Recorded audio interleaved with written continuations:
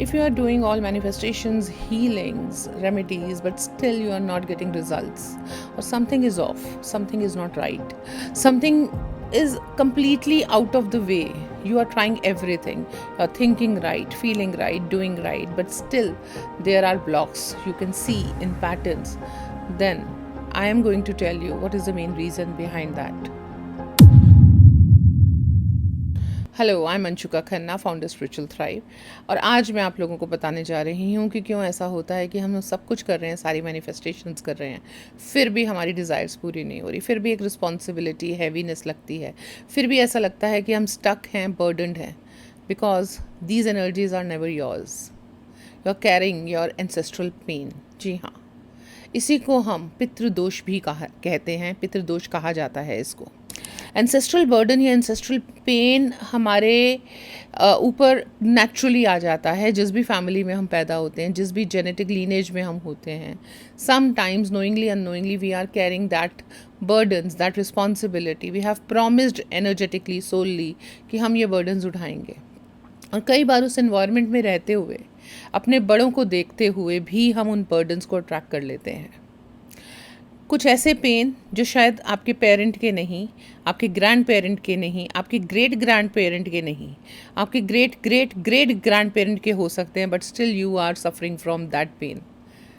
Sometimes वो block जो आपके पीढ़ी ने नहीं, आपके पेरेंट्स की पीढ़ी ने नहीं, उनसे ऊपर कई पीढ़ियों ने बहुत पहले मैनिफेस्ट कर चुके हैं, और आज आप वो ब्लॉक्स फील कर रहे हो, वो ब्लॉक्स जी रहे हो।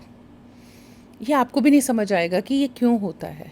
एंसेस्ट्रल पेन दिखता कैसे है? पैटर्न्स में आपके पेन, पैटर्न्स में आपके हर्ट, पैटर्न में आपके सारे स्ट्रेसेस आते हैं।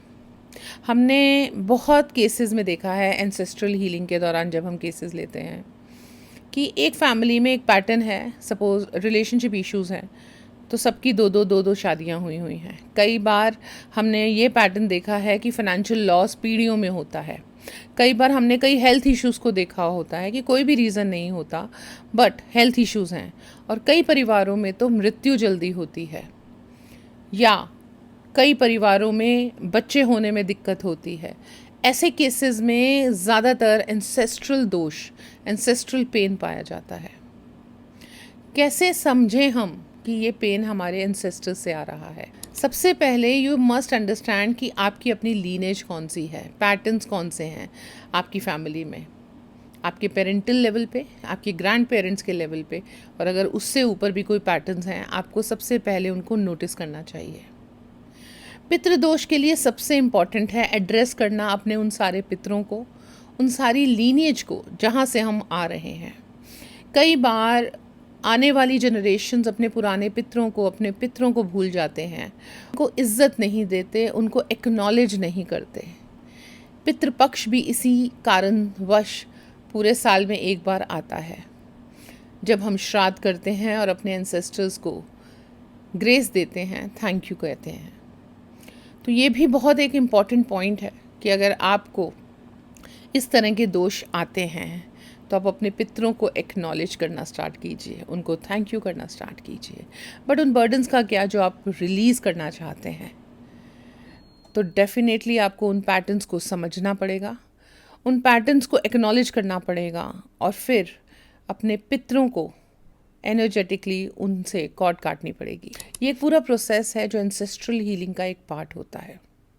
बट आज मैं आपको एक सेंटेंस, एक एफर्मेशन, एक हीलिंग लाइन दे रही हूँ जो कि आपको बहुत हेल्प करेगा। अगर हो सके तो आप रोज़ सुबह उठ के अपने पितरों को याद करके, चाहे आप उनको जानते हैं या नहीं जानते, उनको ज़रूर बोलिए।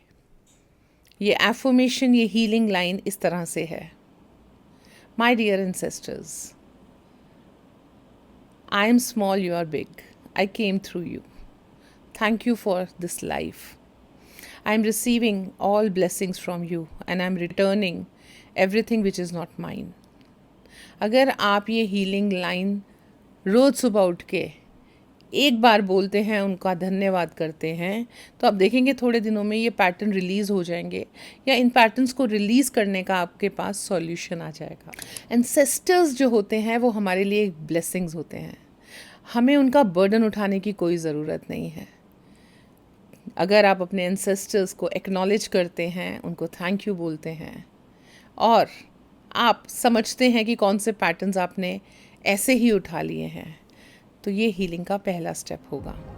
आई होप ये वीडियो आपको एक रोशनी की तरह लगेगा, जहाँ पे आपके अंदर एक अवेयरनेस आएगी कि हाँ, ये पार्ट ऑफ लाइफ को भी रिजॉल्व करना ज़रूरी है।